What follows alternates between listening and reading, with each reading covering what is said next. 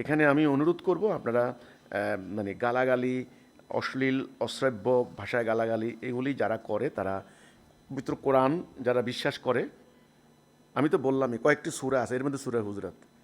আপনি কিভাবে আপনি নারীদেরকে অসম্মান করে কথা বলতে পারেন? কিভাবে আপনি গালি দিতে পারেন? আপনি তো গালি যখনই দিলেন আপনি মোমেন হিসেবে দাবি করতে পারেন না। অশ্লীল ভাষা তো মোমেনের ভাষা হতে পারে না, অসভ্য তো মোমেন হতে পারে না, তাই না? অযৌক্তিক, হ্যাঁ। তারপরে যদি হলো মানে সংকীর্ণ, ক্ষুদ্রমনা, উগ্র, এটা তো কখনো মোমেন হতে পারবে না, কখনো না, হতেই পারবেন না আপনি। আপনি বিনয়ী, আপনি সভ্য, শালীন, সুশৃঙ্খল, আনুগত্যশীল, আদব কায়দা আপনার থাকবে। আপনি সমালোচনা করবেন যৌক্তিক, এবং যেই বিষয়টা আপনার কোনো জ্ঞান নাই আপনি এটা নিয়ে চুপ থাকবেন। আপনি কোনো কমেন্ট পাস করতে পারবেন না, আপনি জানবেন ভালো করে।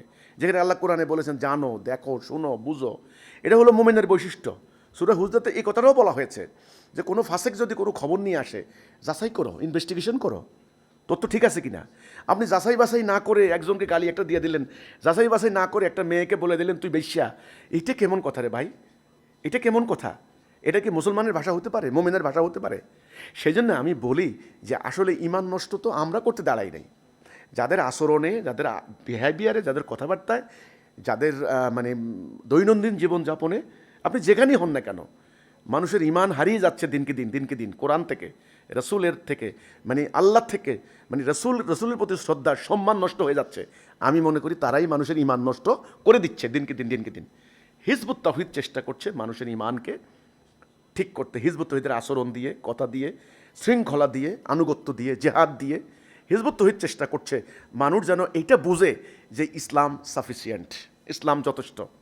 ইয়ামু আকমালতু লাকুম দীনাকুম, ইসলাম আমাদের জন্য কামেল, যথেষ্ট, এনাফ, কাফি, কাফি। হ্যাঁ, এটা এই ইসলাম দিয়ে রাষ্ট্র চলে, ইসলাম দিয়ে আদালত চলে, ইসলাম দিয়ে কোর্ট কাছারি চলে, ইসলাম দিয়ে মানে বিচার বিভাগ চলতে পারে, ইসলাম দিয়ে অর্থ ব্যবস্থা চলতে পারে। কেমনে চলতে পারে সেটার রূপরেখাটা তো এই বইয়ের মধ্যে তুলে ধরেছি।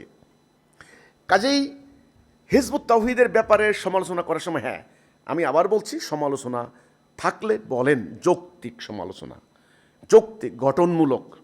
যদি আমাদের কোনো ত্রুটি বিচ্যুতি থাকে আপনারা বলবেন যে এই ভুলটা আপনাদের আছে, এটার ব্যাখ্যা কী, এটার কথা কী।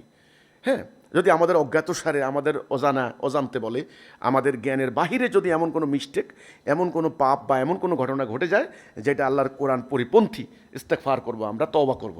কিন্তু যেটা আমরা বলি নাই সেটা আপনারা কেন বানিয়ে বানিয়ে হ্যান্ডবিল রচনা করে করে করে করে প্রচার চালাচ্ছেন? হ্যাঁ, মানে ময়দান ঘোলা করছেন, তারপরে দিয়ে হলো মানুষকে বিভ্রান্ত করছেন, মানুষকে আমাদের সম্পর্কে সঠিক তথ্য জানতে দিচ্ছেন না। কেন সেগুলি করছেন? এটা তো কোনো মোমেনের পরিচয় হতে পারে না, মুসলিমের পরিচয় হতে পারে না। সেজন্য আমি সাধারণ ধর্মপ্রাণ মুসলমানদেরকে বলবো, হিজবুত তাওহীদের বক্তব্যে, হিজবুত তাওহীদের কথায় আলহামদুলিল্লাহ মানুষের ঈমান পোক্ত হচ্ছে। হ্যাঁ, মোমেন, আমরা মোমেন হওয়ার জন্য চেষ্টা করছি। এই তো, এই হচ্ছে আমার কথাটা। আজকে আমি এই পর্যন্তই শেষ আমার বক্তব্য। আমি আর বেশি কিছু বলবো না, পরবর্তী বিষয় নিয়ে আমি লাইভে আসবো ইনশাল্লাহ। আজকে আমি